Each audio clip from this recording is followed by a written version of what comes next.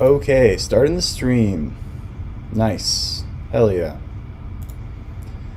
What's up, everybody? This is the stream of me, Forrest, reacting to the new epic rap battle of history. So, yeah. Let's go ahead and get right into it. So, yeah. Sean and I pretty much shot this whole thing over the summer. It took us about, I don't know, I mean, it took about a month or so to start putting together the sets with Brian and kind of doing a lot of the pre-production work. And then once Sean and I actually started animating, when did we animate this, babe? Like in July? Yeah. June, July-ish? Yeah, like June, July, August. Yeah, June, July, August, kind of like Sean and I put it all together. We had a little bit of assistance from Zach, animating remotely from San Francisco, but mostly it was Sean and I doing it all in this bedroom over here. I'll show you my new baby daughter too. She's right here. Look. There she is. That's Luna Bug. She was just born last week. Oh, and there goes Jim. But yeah, it was pretty cool. It was a really great production. Super fun to work on. Pete just like was super helpful, and just the budget was bigger than the last one, so I was able to do more and hire more people. Ended up hiring Gus from On Beat Man, among other people like Christopher Gearhart, to help out with some of the more intense VFX shots. I got my Bubbly. I'm not sponsored, but I want to be, so if anyone knows anyone at Bubbly, shout out to Bubbly. I'll sponsor you, or please sponsor me, and I'll shout you out in the future. They really have a great product. Okay, let's go ahead and start watching this.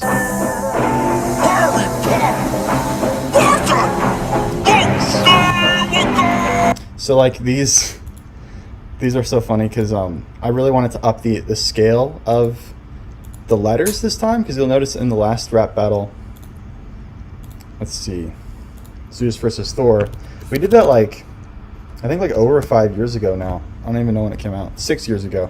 Yeah, 2014. And you'll notice right off the bat, it's a huge step up. I really wanted to kind of make a statement with this one, making the rap battle insignia, the logo, way larger in scale in terms of bricks. And you'll see these are actually real brick elements. This wasn't done in CGI or anything. This is all practically built and shot and then masked later. Whereas this was done the same way, just in a lot smaller form. So I really wanted to show that we've gotten bigger and better on this one right off the jump, but it was quite the undertaking, honestly. Building every letter, each letter was like about this big, and then masking around every single little edge took ages, but it was worth it. They're only on the screen for a second, but this video is going to get millions of views, and it's a huge landmark video, so definitely worth all the time we put into it. Let me go ahead and pull up the chat here so I can read your guys' comments. At the end of me watching it, I'll be responding to questions. If anyone has questions about the production or specific things they want to ask, then that would be great. If anyone has questions about the production. Max says, you worked on this? Yeah, I directed, shot the whole thing with Sean. Yes, it was an awesome project. I had to keep it secret for a long time because, yeah, we didn't want it getting out, getting people too hyped. You know, we had to keep it a secret. But now it's finally out. All right, I'll be answering questions at the end of this, but yeah, let's keep watching. Yeah, that's that was pretty cool. The you can see Hedwig flying down here.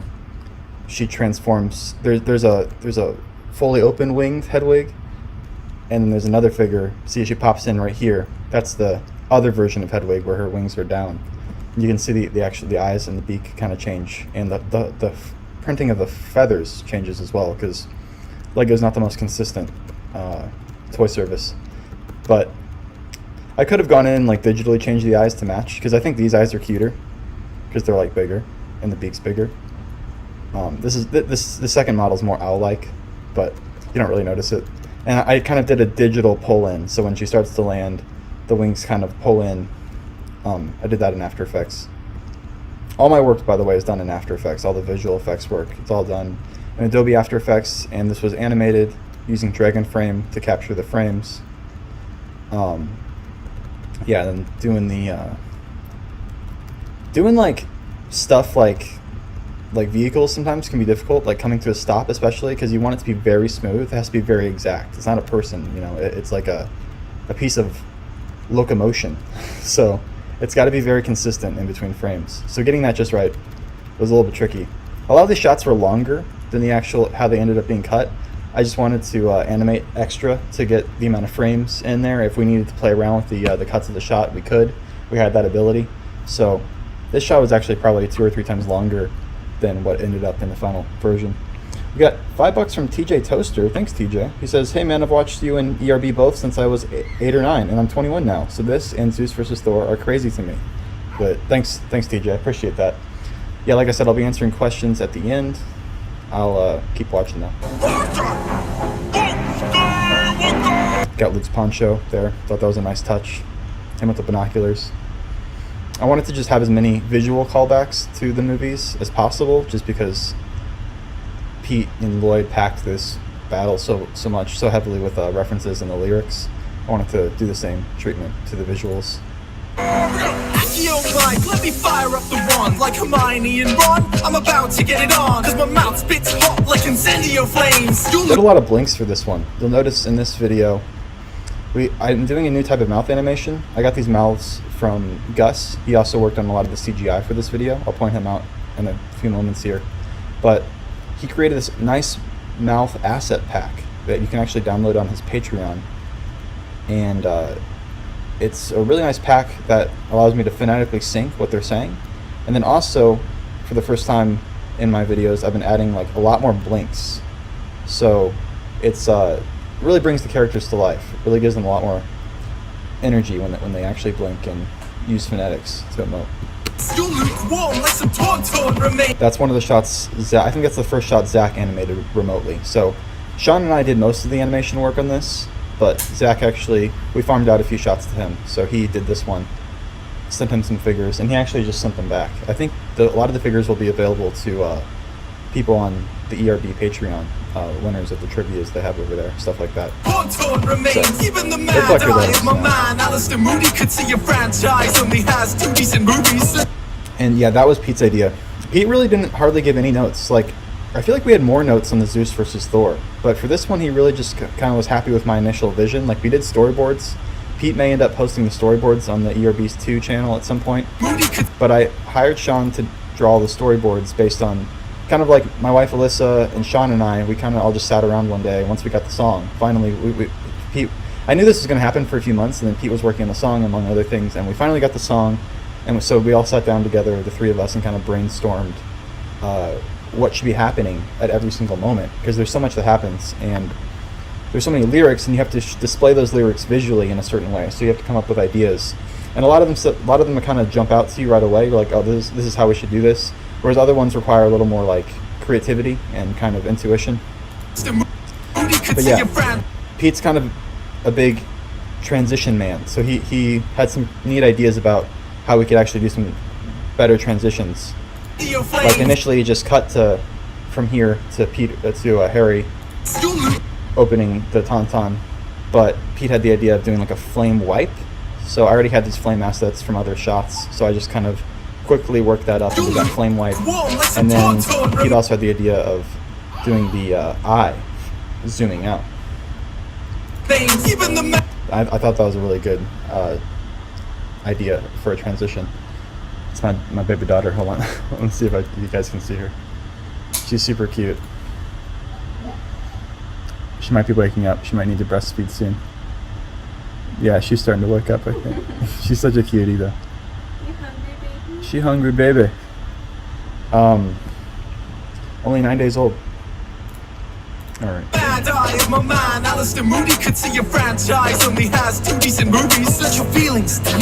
a little womp rat back there, if you notice. For the keen-eyed, waddling around back there. Then I just tried to include a lot of like creatures and stuff. Unfortunately, there wasn't a moment where we could include the 3-headed dog from the last battle. Forgot what he's called. Fluffy. Yeah, forgot there's a name for the dog in Greek mythology as well, but yeah, Fluffy in the Harry Potter universe. I wanted to get him in there somewhere because it'd be a nice, tie-in from the last brick battle. But there wasn't really a moment where we could squeeze him in. But we got this Bantha, and we got the Womp Rat. Such your feelings. You sense deja vu. You're getting smoked like your Uncle Owen and Aunt. That was a fun shot to animate. Yeah, thankfully I was able to animate a lot more on this one than I was on Zeus vs. Thor. On Zeus vs. Thor, I mainly did the cinematography and directed the action and did the visual effects and just make sure everything ran smoothly and ran on time. We had a lot less time for Zeus vs. Thor. We only had about a month, whereas this one we had about we had a lot more time. We had like I said, like a month to put it together, and then like 2 months to actually animate it, and then I spent a few weeks after that, probably another month on the visual effects and the editing. So thankfully I was able to get in a lot more animation this time around, and this is one of the shots I did, and one of the first shots I did, and it turned out really nice. I'm really happy with it. It was fun. Animating flames is always a good time because they can be wild and sporadic, and this is just a chaotic shot, and I tried to make them land in the exact way that they're seen displayed in the actual film, where one of them is flat on their face right outside the door, and the other one's kind of like more sprawled on their back, kind of laying on top of the legs of the other one. I'm not sure which one is which, but they're definitely dead for sure. So yeah, I had him kind of spin around and then drop. And then yeah, and like in real life, if you dropped a flaming something on another flaming something, it would kind of cause a big burst of flames. So I tried to replicate that, and embers kind of dying out, stuff like that. So that was fun. And then shot Luke on a separate plate because that was just too much to keep track of. There is a practical camera move in here, but Luke is a separate element, so I could kind of adjust him to how I liked later and pull the focus just right. Like your Uncle Owen and Aunt Beru, your acting is flat and your raps are 2D2. Fuck off to the afterlife where you're fat and see-through. You're the biggest letdown in your series since Snoke. It makes sense your father's Vader. All you do is choke. You country bumpkin, you must be dumb. Who farms moisture on a desert planet with 2 suns? Let me stick my plans in your dusty bin drawer. And then yeah, if we have any British listeners or viewers here today, you might recognize Dusty Ben. He's apparently a famous anthropomorphic trash can in England, but I had no idea who he is. I don't think any American knows who this guy is, but Pete wanted to include him as kind of a nod to the people in England. So now you know who Dusty Ben is, and yeah, that's good old Dusty Ben. I'll leave you like a Horcrux, split up. And yeah, if you watch the behind the scenes video that Pete and Lloyd put up on the second channel, the ERB2, you'll see how we accomplished this shot. We had to actually attach the camera to the train, which was no easy task, but we managed to pull it off. Horcrux, split up and destroy. And yeah, we shot, I think every single shot of this was done in a DSLR. I've been doing a lot of like webcam shooting recently. Like most of my Mandalorian video, it was shot with the webcam. But for this, I wanted like a really pristine 4K, high quality situation. I wanted to master the whole thing in 4K and really just have a really polished look. So pulling off some of the shots with the DSLR is more complicated than with the webcam, but we made it work for this instance. Leave you like a Horcrux, split up and destroy. I don't know who made you shoot first, but that missed. If I was you, I'd have a bad feeling about this. Yeah, that was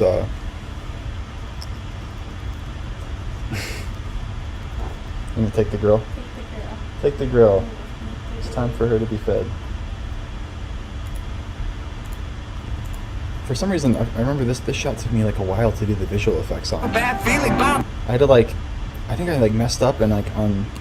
I wanted to I frame interpolated this guy,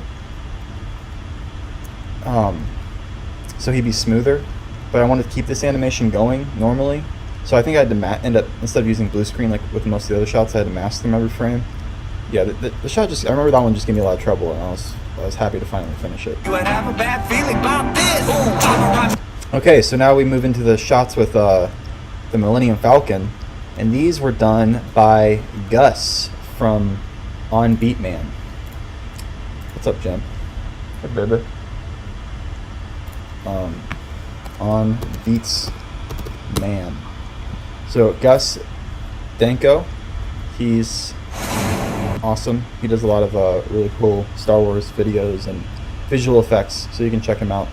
But yeah, like I said, on the page, he has a Patreon where he has this mouth asset pack, and he also is really proficient now in this amazing CGI work that looks photoreal. So accomplishing this type of thing practically, we did have a UCS Millennium Falcon that we thankfully were able to find. We had a friend lend it to us because they were all sold out.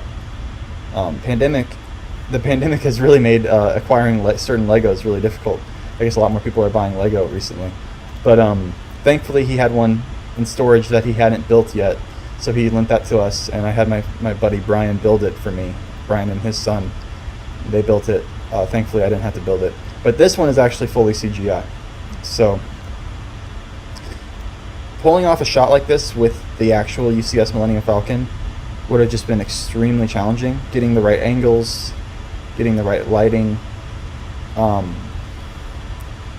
getting this like nice spinny camera motion as it spins around, getting under. This is the kind of thing that's really hard, is getting like under the ship, because you have to literally suspend it with something. So unless there are rods holding it up, which this thing is really heavy, it's massive, and it's not even like structurally sound. Like I picked it up and you can feel it creaking and like bending, and it's just like it's delicate. You know what I mean? So, and it's heavy, so it's a lot of plastic, thick plastic. So suspending it would have been really challenging, near impossible. It was just way better to do it this way, and thank God for Gus, because we were able to pull off some really sick shots with the Millennium Falcon, among other things you'll see in a moment. But yeah, that's a digital element mixed in with this practical element of the number 4 pivot drive. All the windows being busted out. See a little owl right here, and yeah, just kind of fucking up Harry's pad here. Pretty brutal. And then we zoom in, the same shot we zoom in. There's a lot of transitions in this shot. And this is an element that Zach shot remotely in San Francisco. Another Zach shot that I farmed out to him, and he did a really great job with this one.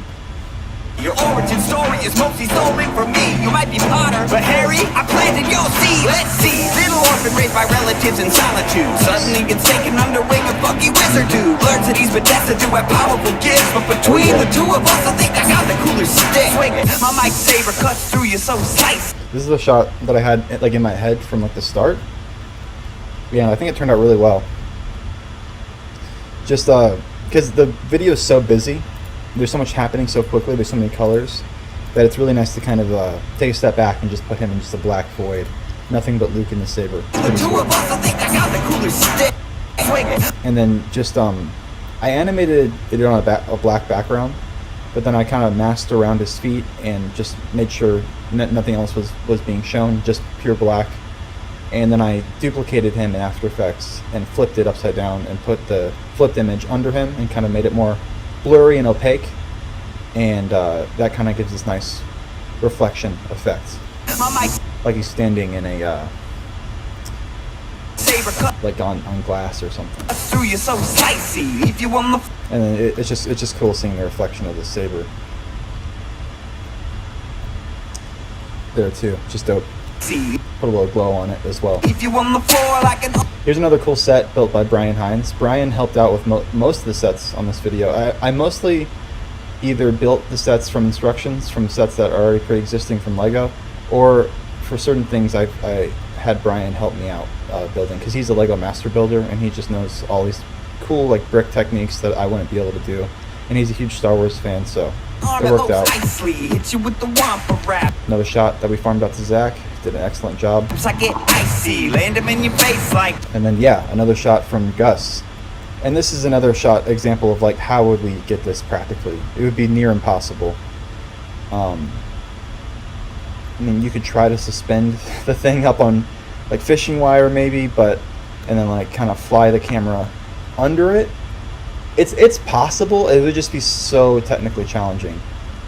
So thankfully, Gus was able to come in and do this CGI work because he did these really cool rotating belly flying shots, flipping around, coming back down. And then we got Pond pop up. Super sweet. And this was shot practically. This is not a CG element. I actually animated this shot, and turned out pretty sweet. I had this. There's actually pictures somewhere on my channel. I think in the behind the scenes or poor baby. I can hear her crying.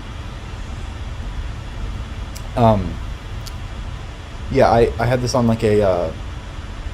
There's kind of a stick holding this up, like a Lego piece, and then super glued that to a Lego board that I taped to a bag, like a pencil case filled with popcorn kernels, and that allowed me to kind of subtly get the rotation I wanted, frame by frame, without having some sort of like really complicated rig with dials, and it was like a really cheap solution to get like kind of this like rotating, bobbing and weaving motion that you really needed for a shot like this. From massacre, you fly a broom, some kind of magical janitor. Your double dweeb army likes to think that you're the best. All you did was use your mom like a bulletproof vest. The death of my mother saved the wizarding race. Your mom died. There was a lot of cleanup too. I spent about 2 weeks probably just on cleanup for this video, and by that I mean like there's just certain things like there's a lot of like arms popping out of the sockets in this one. See if I can find a good example. See, like right here, like the arm is popped out of the socket. You actually can't see anything right here because it's being obscured by his chest. But we did a lot of this to kind of get these motions that Legos typically aren't allowed to have because they're so straight with their arms. So super gluing kind of some metal wire, like some what do they call it, floral wire. You can find it at like Michael's or any like craft hobby store. You super glue the floral wire into the arm, and then you secure that into the chest, the torso hole, the armholes with sticky tack, like blue tack. So you'll see right here how he is able to kind of grab it with two hands. If you actually zoom in, you can see a little bit of sticky tack in there holding it up. I didn't remove every single piece of sticky tack. There's still some in the video, just to kind of keep that like craftsman-like feel to the video. Just kind of like the more obvious ones. Like if it was really obvious and it looked kind of gross, I would go in and paint it out. But that just takes so much time. See like right there, I did end up painting out stuff on this one. And you can actually, if you zoom in, you can see the kind of the digital Photoshop-y blurriness right here. It's kind of been digitally altered, so you don't see all that gross sticky tack. So the arm just looks natural, popping out of its socket. Yeah, you can see the wire right here. Zach did the same process, but I didn't clean up the shot because I didn't think it's not necessary on every shot. It doesn't stand out to you on every single shot. Just the ones that look, messed up. And I like kind of keeping. Pete and I both agreed we kind of like keeping the craftsman feel. Like we could have spent 2 more weeks editing out all of it, but at the end of the day, this is like a stop motion video, so we want to keep some of that, good-hearted sincerity surrounding this piece. Yeah, sticky tack's super useful. If there are any would-be animators out there, it's called blue tack.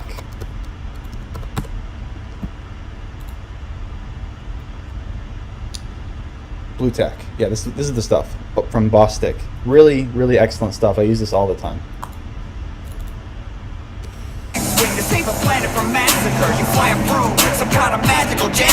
This was a fun shot to do just because, like I said, I animated Harry, but I also animated Luke kind of spinning. Or not, other way around. I'm getting them mixed up. I animated Luke flying and then Harry spinning around. It was just fun to kind of... Because this is another shot I had in my head from the jump, and I'm glad I was able to pull it off just how I wanted. Just a fun kind of idea. But yeah, also editing out not just tack, but also like little hairs. Like Legos are so tiny that it's almost impossible to see all the little dust particles, like skin flakes, little cat hairs, anything that's on the set. You want to give it a good spray down with like compressed air, like computer cleaner, but that doesn't always get everything, so you have to go in and kind of paint certain things out, especially if they're pretty egregious. And then also like reflections, like you can see in his face here, there's this reflection of the light, and when he spins it all the way over here, there was a huge reflection on his brick face, this like dummy torso, this dummy, this wooden dummy that Luke has. So I had to actually go in and paint the face back in and then track that on for here. That's why it looks kind of wonky. And then he spins it, you can see the reflection, because that's what it looked like when he was holding it. And it's okay because it's just one frame and he's just quickly rotating it. But once it lands over here and holds for a minute, having that big reflection was undesirable. And that's actually something Pete called me out on as I was sending him the video as I was making it. And he's like, we got to get rid of that reflection. And I'm like, yeah, you're totally right. It just looks bad. So I did my best to kind of paint back in the face. And if you really look at it, it does look kind of wonky, but it's definitely better than the big reflection. The death of my mother saved the wizarding race. Your mum died. I love doing the blinks in the eyes. It takes a lot of time, like everything with this video, but it's so worth it. Especially with Harry, he's kind of got these glasses, so it was easier to paint out his eyes because you could paint it out for one frame and then kind of track it on inside these circles and kind of get away with like it a little bit easier. With Luke, it was a little more challenging, the other characters, but it gives it so much like, you know, emotion when he's really thinking about this. So I really like how I brought the characters to life. Race. Your mum died of heartache when she saw your face. You swamp school dropout. Nice. Yeah, Sean animated this dragon here. Sean animated a lot of this. I'd say he animated about half, if not more, of this whole video. And this is one of the elements that I thought he did a really good job on. Because this is one of those things that's like not an enviable task, I would say. Like animating this dragon, I think it took him all day. It was just, and it's only for a quick moment, but it really brings a lot of life to the environment. So it's really worth it. School dropout, it's too whiny to rhyme. And he got that flap just right. I have a lot of these like elements on my Patreon too. If you want to download them and use them in your videos, they're just like the dragon asset. Just it's already pre-keyed, already animated, already edited. So you can just kind of drop that into whatever video you'd like. It's too whiny to rhyme. Policeman, I slither in this. It's another Zach shot. This stuff, she isn't mine. I like how Zach had him like. I didn't really give Zach much direction on exactly how I wanted it done. I kind of just trust, you know, a lot of times like Sean will ask me to direct him in a shot, and I'm like, just do it. Like, you know what you're doing. Because he's used to working at Stupid, where a lot of times, depending on the director, they'll tell you exactly how they want it done. And that can be good and bad, because it's like, kind of like telling an actor how to act. Like, you kind of have your own idea of how you want the characters to move, and if the director gets too specific on what they want them to do in every single instance, it can feel a little bit soul-crushing. And it can kind of take away that kind of genuine like finesse and character that an animator can bring. So a lot of times I just don't even want to tell the animators what to do, at least the first time. If they fuck it up really bad, I'll have them redo it. But I think I like being surprised, you know. So having him grab her and spin her around, I didn't envision that happening. I kind of just thought he was going to walk up and gesture to her and she would just be dancing and like twerking or something, but that's probably what I would have done. But he had her kind of be more of a reveal, so that was neat. That was cool. Oh Jesus, these things took way longer to make than I thought. My wife and I, Alyssa and I, and she was a huge help during the production too. She would just kind of do whatever we needed her to do, production assistant extraordinaire. But I went to Kinko's or FedEx. It used to be Kinko's, now it's just FedEx, I think. But I don't have a printer, because every time I buy a printer, it ends up screwing me over. So whenever I need to print something, I just go to like FedEx. And I went to FedEx and I printed up a bunch of these spines, these Harry Potter book spines and front covers in very miniature form. And then Alyssa and I spent all day cutting them out and then like using a glue stick to adhere them to these pieces, which I constantly kept running out of, because they had to be a certain color to match the book, and they had to be flat 2x2 bricks. So it was just a challenge to find enough of them in my collection, and then also to make these perfectly. And this was just a hard shot to animate. Just this sequence, I thought it'd be simpler, but it just took a while. But it was really worth it because it's just cool, you know. It's a bestseller without equal. Bestseller without equal. I'll split you like your back. And then yeah, this is another Zach shot. Zach animated this element and then also the Harry element on blue screen. And then yeah, I think Nathan Wells built this set. Nathan helped out with Zach on Zach's sets. Brian helped me out with my sets, and Nathan Wells helped Zach build his sets. And I had Star Wars The Phantom Menace, obviously the marquee film, playing, but then also Austin Powers, which came out the same time as The Phantom Menace, and also The Mummy. Both those movies were playing at the same time as when 1999, when Star Wars The Phantom Menace came out, so I thought it would be important to include them as part of history. Faces feelings about the prequels, sequels point you back to meet your demise. I'd say you were brilliant, but Finally, it's revealed why the Beast was created. I must not tell lies. Yeah, the must not tell lies. It took me a while to kind of figure out how to make this look practical, and I kind of just played around in After Effects for a while, because this is, you know, obviously digitally added because it's such a tiny little hand. It would be impossible to write on it with this much finesse and detail. But we did have two little tracker marks. Like I added two red Sharpie dots on his hand that I was able to tell the computer to track. That way we got an exact specific track for the movement.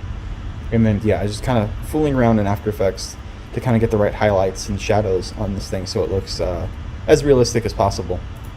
I left JK straight rolling in cash. You let JJ compact your character to trash. This was one of the most fun to animate for me. I did this shot. I also did the last shot, and I really enjoyed doing both these shots. I think these are like two of the last shots I finished up before delivering the video to Pete, because it was kind of all shot out of order, just filling in chunks here and there as we went. But yeah, this is fun to animate.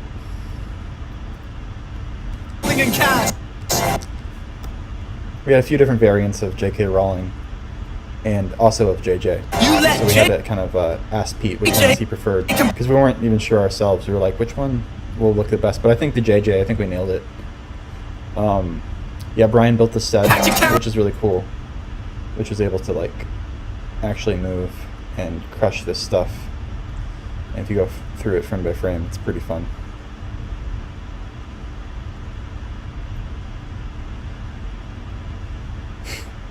Yeah, I want to do more stuff like this. This is just fun to do. Blammo. Yeah, this shot was initially wider, but we ended up punching in a little bit. But you could see this. You could still see the Stormtrooper here, the little red Stormtrooper that JJ introduced in the last Star Wars movie. But he also had a buddy standing next to him. But he got cut off because we ended up zooming in more for this shot. Because a lot of times, like, I'll compose the shot like we're in a movie theater, and then sometimes I forget that a lot of people, maybe most people now, are probably watching this on their phone. So you kind of have to scale everything up so people can actually see what's going on. So go on, try and force more of your distance. You're like a stormtrooper. Sean animated this shot. He did a really great job with all the. These are all practical elements. These laser blasts, these red laser poles, and he actually animated them. And then I went in After Effects and removed all the rigs and added a red highlight so they look more glowy, more lasery. But yeah, having that actual force perspective on them was really important, really key in selling this shot and the effects of it. And I like that transition too, where it's so really bright and we get a bright flash and then we cut to transition into this whole new scene. The vibe changes. And this is a cool Lego. They'll probably be giving this one away to someone on the Epic Rap Battle Patreon to the trivia winners. But I ended up actually having to shave one of my R2s down, shave the nubs down, so I could actually animate his head spinning. Because the actual figure, That's right. you'll see here, there's actual just the studs. So you can only animate his head in 4 different positions, like clicking 4 different times, and that wasn't going to work. So we had to shave it down, and I actually animated this shot probably like 4 times. Each shot of R2 reacting, they're so easy to animate. Like it's just so simple. It's just him going back and forth, and him spinning his head, and then him rotating forward and back. I just did it really quickly, but I did it like 4 times just to see which one was my favorite, to kind of find the right animation to match the beeps that he provided. And I think that one had a lot of character.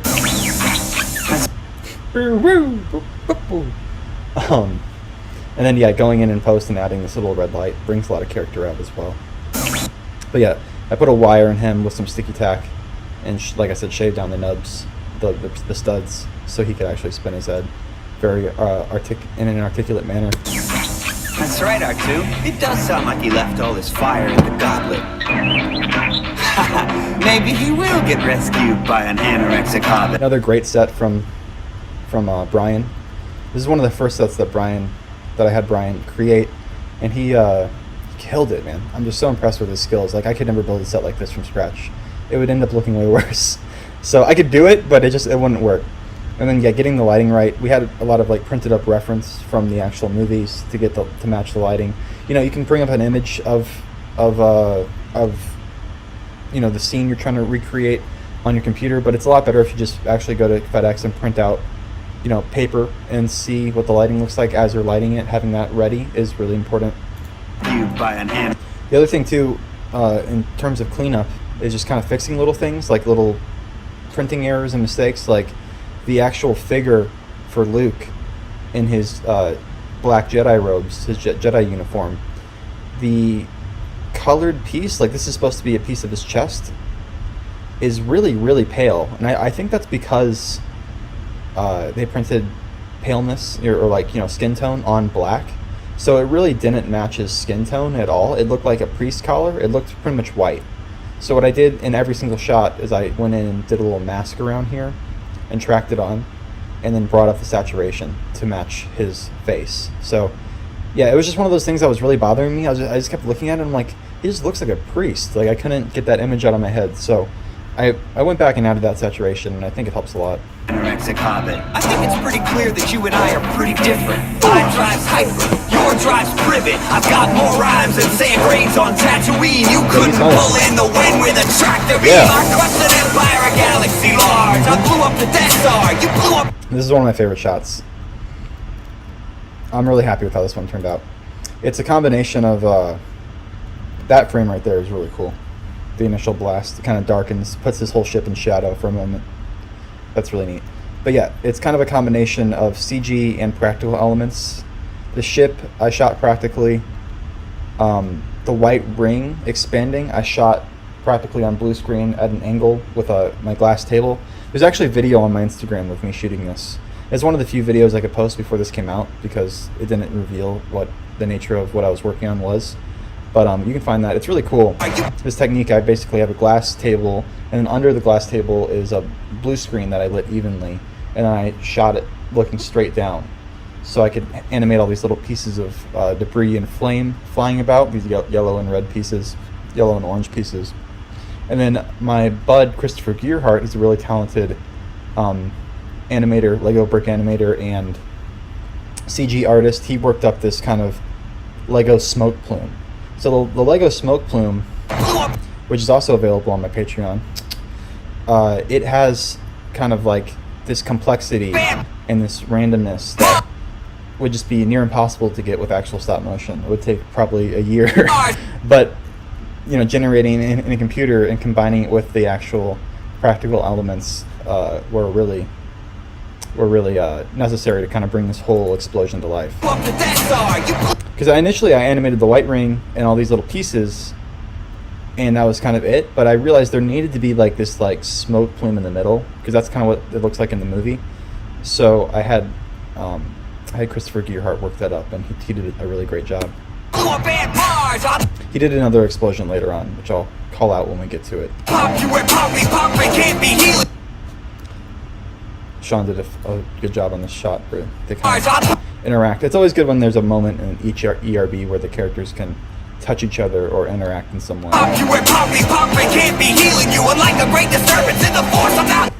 And this is practical. This is, I think, the largest set. You can see some behind the scenes photos on my Instagram.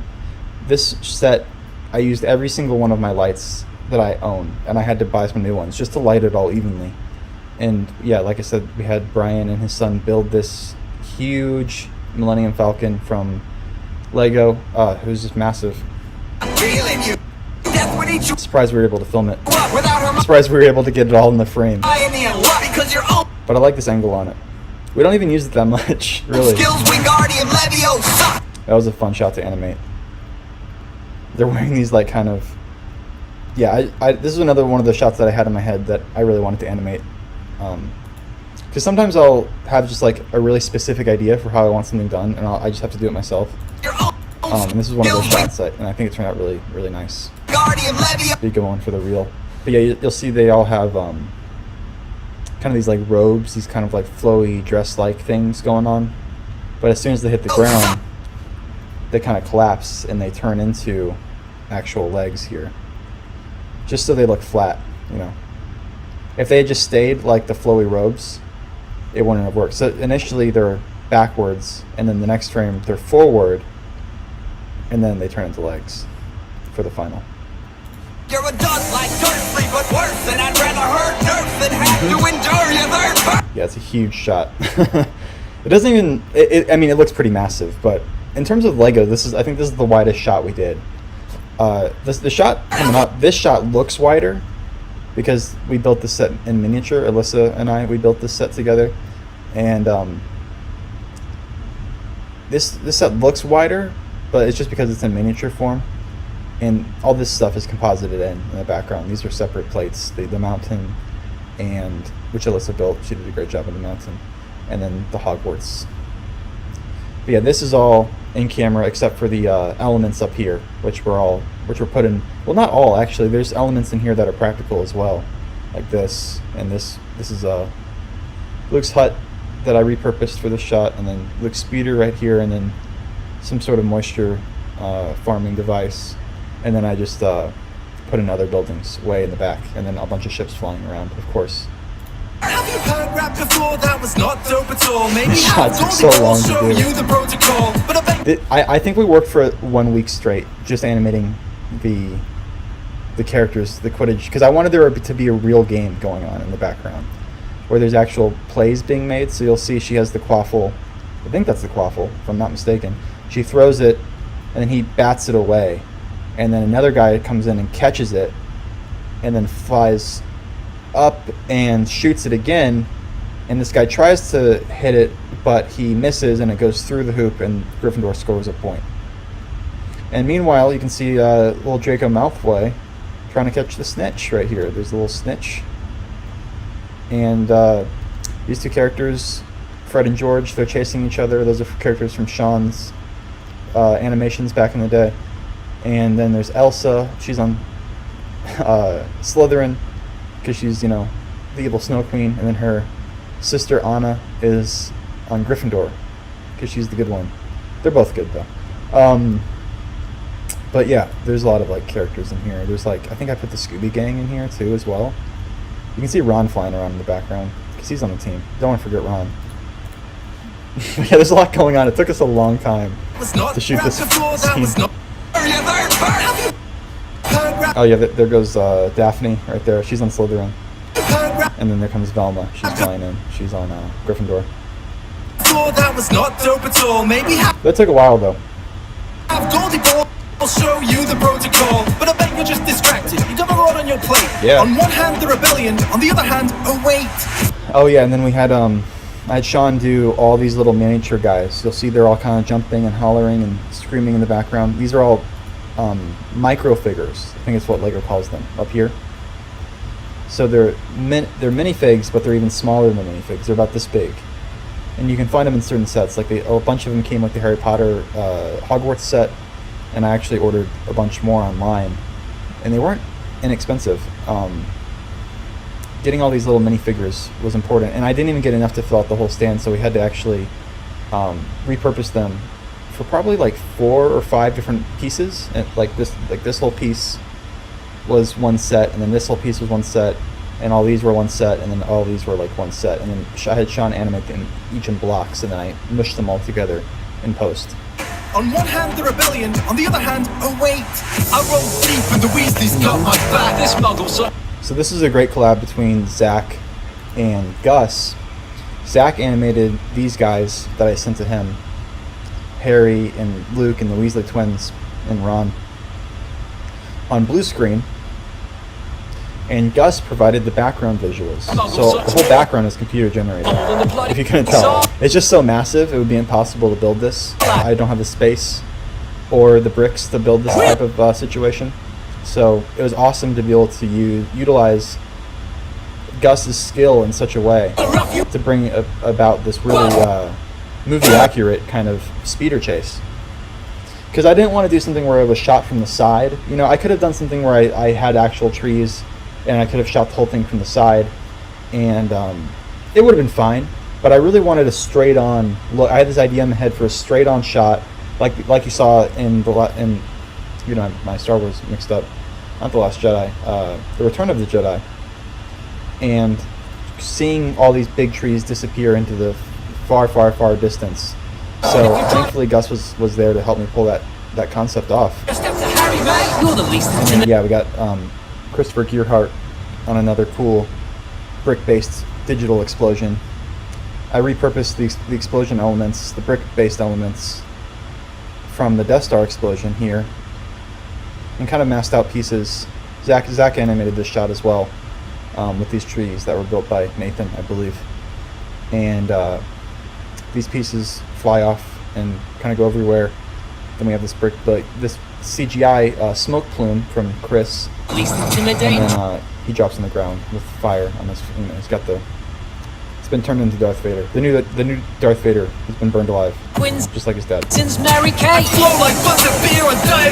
Yeah. You can find me getting fat. This was one of the hardest shots, one of the most challenging shots to pull off, and props to Sean for doing it. I didn't want to do it. I was like, Sean, you gotta do this one. I give Sean all the really hard shots, and I give myself all the fun shots. This was just, it's just a really complicated shot.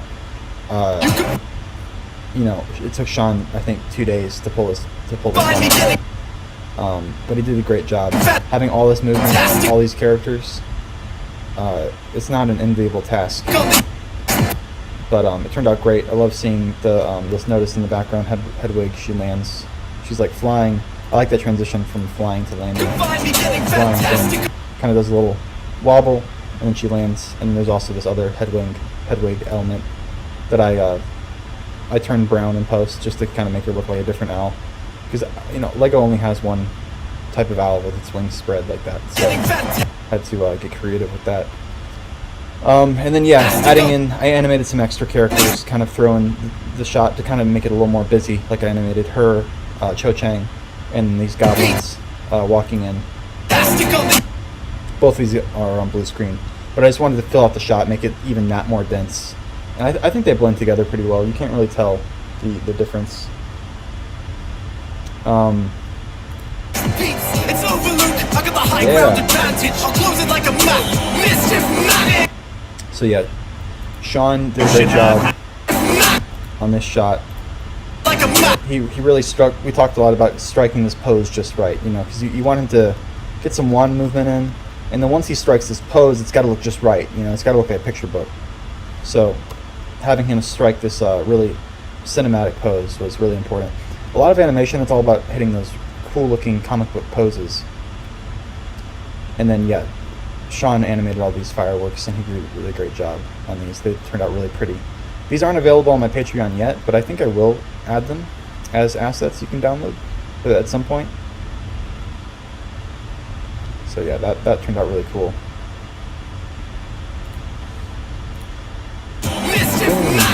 You should have Hagrid fly your home on his moped for wanting teenage wizardry on Selena Gomez. Yeah. And then I forgot whose idea it was to have Selena Gomez do the Disney Channel logo. But that's just such a great idea visually. Because, we got to show Selena Gomez, but it's like, what does she do? She just hop in. And then one of us had the idea, like, she does the Disney Channel logo. Of course.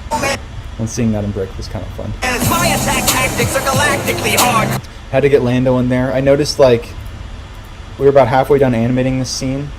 And I was like, we don't have Lando. What am I thinking? So thankfully, I ordered him last minute. I think this was one of the last shots I ended up animating at the tail end of the production. and I cut it in really quickly. Particularly We hard. have him hanging out with Ewoks somewhere else in the scene. Far more than your goofy little Star Wars. I learned flow with the best in the biz. So all you that get this is McClunky. This was in a later edition too. When Pete first sent me the song, it didn't have this part, and when he added it, I was like, yes, this really brings the whole thing home. Like, this is a really powerful moment.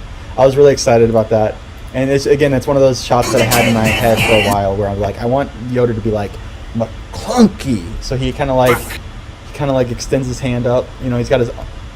I did a little digital eye close, a little digital blink here. He's like, yeah, McClunky. So he's just, you know, Pete's delivery is so. I don't know who actually did the Yoda voice. It might have been Pete. Kind of sounds like Pete. I think Pete did it. I could be wrong though. But yeah, having him bring the arm down, popping the arm out of the socket again. You can actually see a little bit of tack here, holding the arm in place. I didn't go in and digitally remove that. You don't really notice it unless it's called out. But yeah, and then yeah, having. I think initially, I had Sean animate it with Yoda kind of standing there with his stick like this, like, you know. But it really didn't look right to me, so we actually went back and I reanimated it with him doing that. Just, you know, holding it in the center, both arms popped out, because that's how Yoda would hold it. So it's important to get the character across, you know, even if it's a little bit of extra work. Especially for this moment, it's such a big moment. Yeah. I Jedi mind tricks, put the next on your Imperium. Shift it up like test sticks on Bellatrix, that's serious. No need to. And then yeah, this is a really great shot by Gus. This is one of the final shots, kind of taken from the Rise of Skywalker. There's a moment in the trailer of Rise of Skywalker, and in the film, I believe, as well, where the Falcon kind of drops into frame like this. So we wanted to recreate that moment. I really like that shot. But then also zoom in to the cockpit, where I actually shot these guys separately on blue screen. You'll see that in the behind the scenes on Pete's on the ERB2. And then we were able to. I delivered that to Gus, and he was able to composite them inside the cockpit. So it's a really good mix of digital, CGI, and practical elements. Getting them to track in was a challenge, but what I did was I loaded up. Gus sent me the animation of the Falcon, and I was able to load that video into Dragonfly and match move every frame where they would be inside the cockpit. And I had to do some adjustment in After Effects, of course, but kind of got it 90% of the way there, and then brought it home in After Effects, tidying everything up. Call me the Hogwarts Express. And then yeah, this was a fun shot to do. I think I actually animated this shot twice. The first one I wasn't super happy with. Or no, what happened was I forgot his hand. Yeah, his hand was still the normal hand. For some reason, it got swapped during the production. And we probably needed it for something else, and then I forgot to put it back. So I actually animated the whole shot with his hand being normal colored, and I could have gone in digitally and changed it to black, but I was just like, I'll just redo it. So I redid it. I think it turned out better anyway. And what's cool about this shot too, you'll see in the behind the scenes photos on my Instagram that this was actually shot practically. I looked up a video of jumping to hyperspace, and I projected that on. I brought that up on a screen and put the screen behind the camera, behind the set right here. So I was able to, for every frame I took, I would nudge forward one frame on the video and animate this all in camera. I just took you to school. Sweet. And then Gus closes it out with this epic hyperspace tunnel. This is a completely digital shot. He did everything here. So I just took you to really sold it right at the end. And he actually gave me two different options. He gave me one option where the tunnel opens up and they kind of just shoot forward, and then he gave me an option where it spins, and he's like, which one, you know, is the spin too over the top? I'm like, no, we got to go for the spin. That's fucking dope. So yeah, we ended up going with the spin version where it kind of rotates as it flies. I love that. So yeah, he killed it. Everybody killed it. I love the song. Pete and Lloyd and their whole team, boy in a band. For a long time we were working on it. It was just Pete and Lloyd. And Pete and Lloyd were both playing Harry Potter, so it was kind of confusing. And then eventually they figured out who they wanted to play Harry, and they were able to put his lyrics over the animation, and it all started coming together. And I was like, okay, now it's turning into something.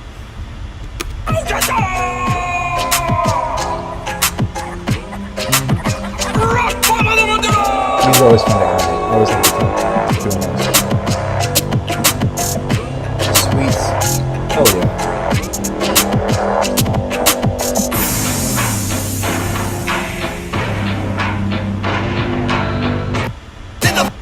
Yeah, so yeah, thanks for watching, guys. I just wanted to kind of go through it, you know, frame by frame, and point out some production details and stuff to you guys, kind of give you kind of an insight onto how these types of things are made.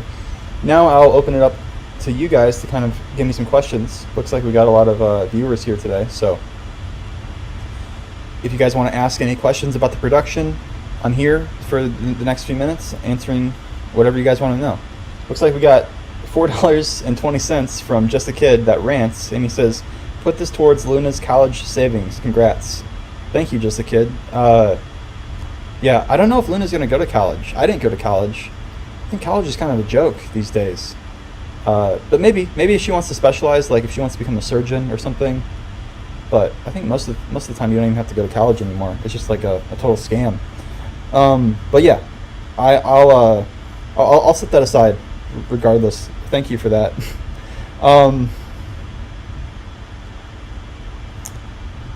Best ERB rap ever. Yeah, it was a really good one. You can tell they put a lot of energy into this one. Let's see. How long did it take to make this whole animation? So, from start to finish, I'd say it probably took about 4 months. The first month, we really focused on building the sets and putting everything together, getting ready to animate. And then we animated for 2 months, about 8 weeks. That might have bled in a little bit over to the last month. But I employed, Sean was on payroll for 8 weeks. And then visual effects. I was doing the visual effects as I went, which is a good way to do things, so you're not left with a bunch of work right at the end.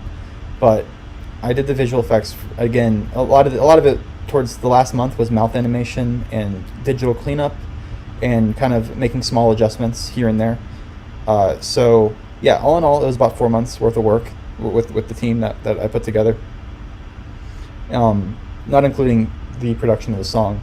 You know, Pete's you'd have to ask Pete how long it took him to produce the song from start to finish.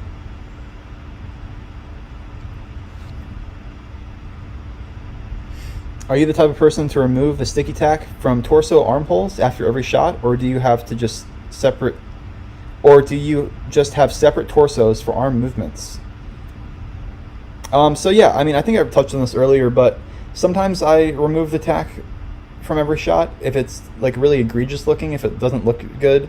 But if it's something you can get away with without drawing too much attention to itself, I feel like it might be a little bit OCD to go in every single time and remove it. I generally remove it always on the feet. Like you'll see here, there's not a whole lot of like walking shots in this, thankfully, but you'll see here Luke is walking,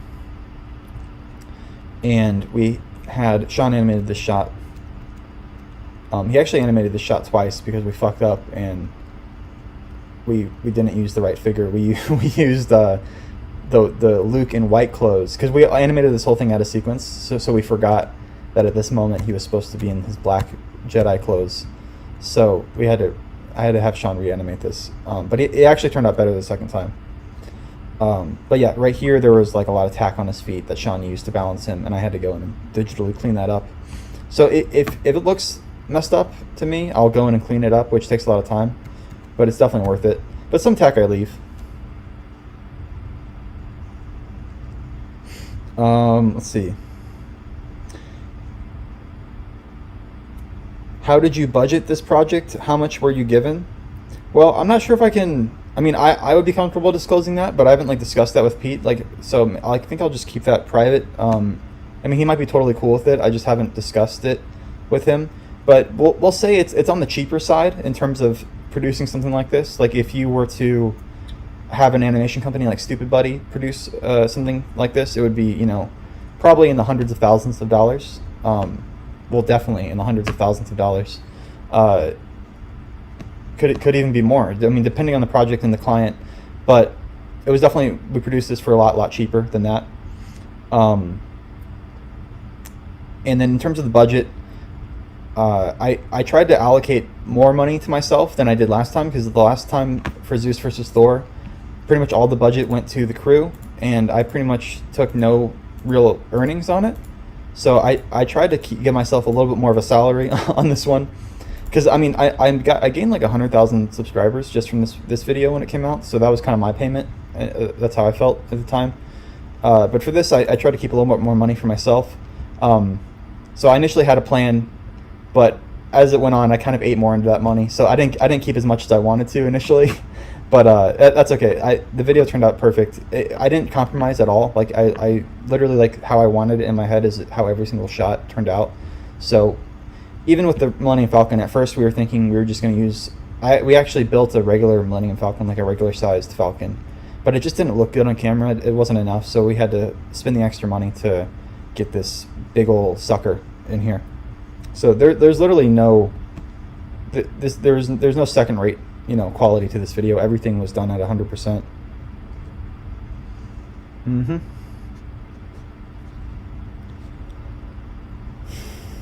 Let's see. Did you animate this at your place, or did ERB give you a studio to do it in? No, this is all animated right here in my apartment, all in the studio that I put together. It's actually the smallest studio I've ever had. Usually in my apartments, I allocate one bedroom to studio space, and this bedroom is like the smallest bedroom I've had in recent memory.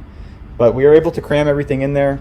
It actually made me kind of like reevaluate like what is really necessary. I got rid of a lot of like old equipment I wasn't using anymore, and kind of pared down and reorganized everything to just be like the bare essentials. And it actually made me more efficient, I think, in a way, to work in a smaller space. Let's see.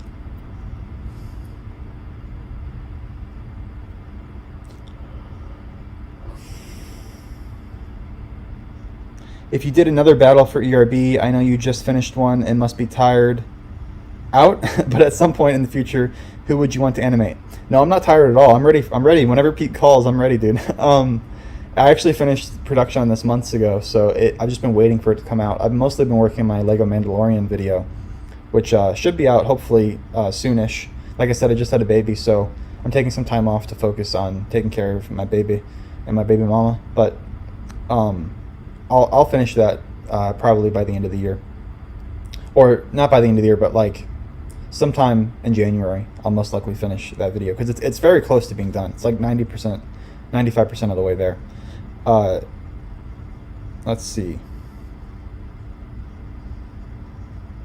Maybe Batman. Yeah, I mean, I would love to do another rap battle for Pete, or anything with Pete. I mean, it doesn't even have to be rap battle or Lego necessarily. It could be another form of animation, or it could be even live action. Like I've helped Pete out with some live action sequences in the rap battles in the past. But yeah, I always enjoy working with Pete and Lloyd. It's a blast. So whenever he calls, I'm definitely, I drop everything. I'm available. Let's see.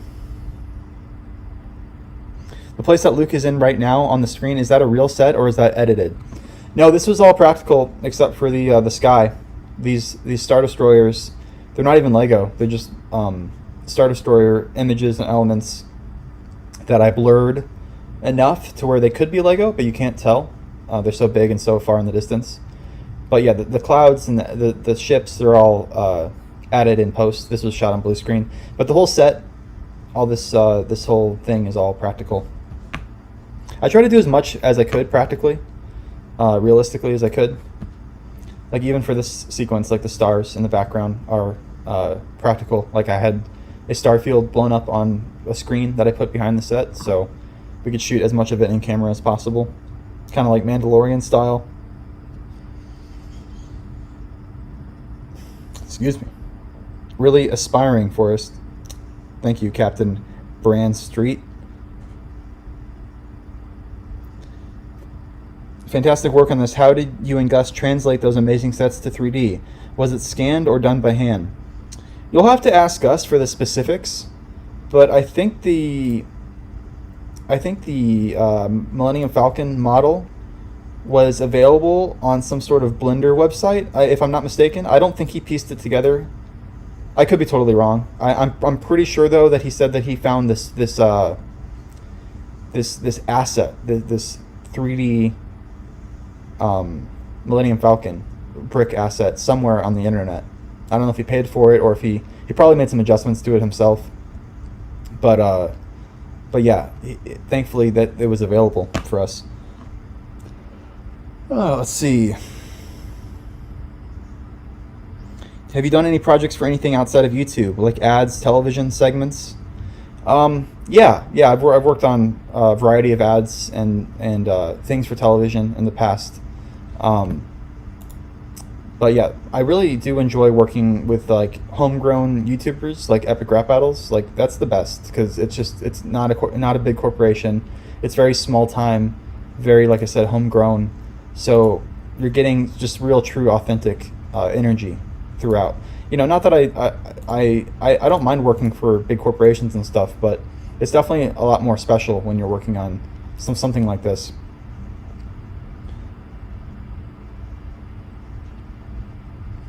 Let's see. What software do you use to record on stream? I use the software called OBS right here. This is what I use to broadcast the streams. So yeah, that really helps with showing the screen and showing the video at the same time. I think I'm going to sign off here. I answered questions for a while. Are you proud of what you animated? Definitely, yeah. I'm very proud of this video.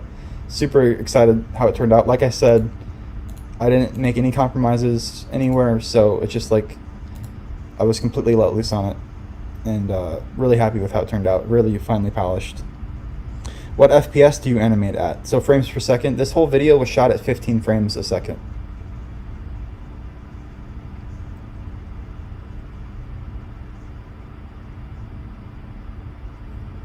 What was the most challenging part to animate in the video? In terms of actual stop motion, I think the most challenging shot was probably this shot. Just because it took like 2 days to animate, and there's a freak load of characters moving around at the same time. Sean animated this shot, and he did a really great job. We actually missed out on a lot of it because we weren't sure if we were going to hold on the entire wide the entire time, or if we were going to cut from a close-up to a wide, which is what we ended up doing. So you'll see here it's a close-up, and we cut to a wide, but the actual shot is all one shot. So there's a lot of action happening that just gets left by the wayside, like over here and over here. That's because we punched in digitally. But you know, it's just good to like leave yourself some options. So in the edit later on, and like I said, a lot of the shots we animated what we call handles on either end, so there's a lot more frames at the beginning and end of the shot. So if we want to rearrange things or re-edit things or retime it, we have that option available. So you do end up animating some stuff that gets left on the cutting room floor, but it's definitely worth it to have that flexibility in post.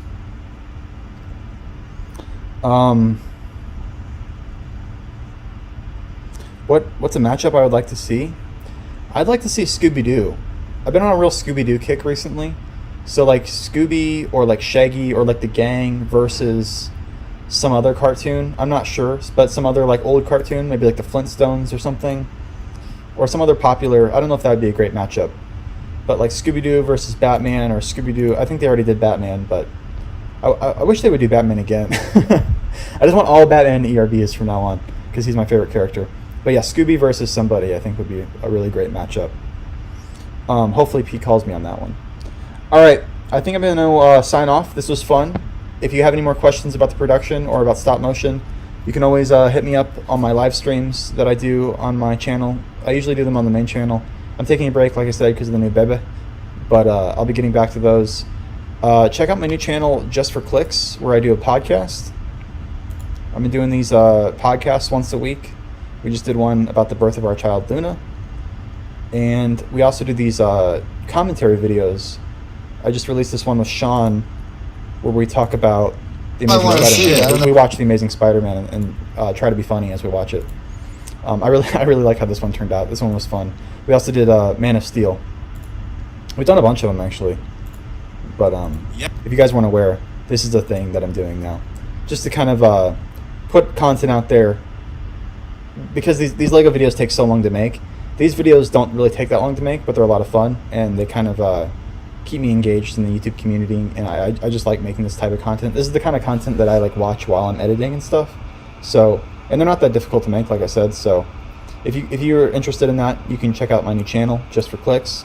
Otherwise, yeah, you can catch me on my streams. I do pretty regularly over on my main channel. You can also hit me up on Twitter or Instagram if you have any further questions. But thanks so much, guys. I'm going to head out. I'm going to go hang out with my new baby and my wife. But thanks so much for coming, and I'll see you soon.